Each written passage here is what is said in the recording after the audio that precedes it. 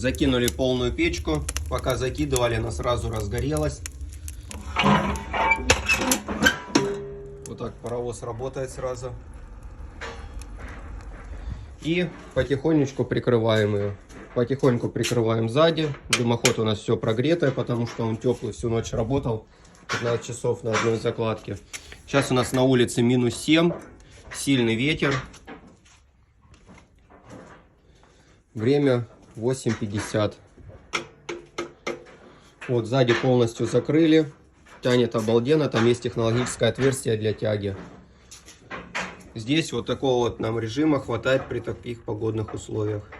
Повторюсь, сегодня у нас 7 февраля 2023 год. -7 на улице и сильный ветер.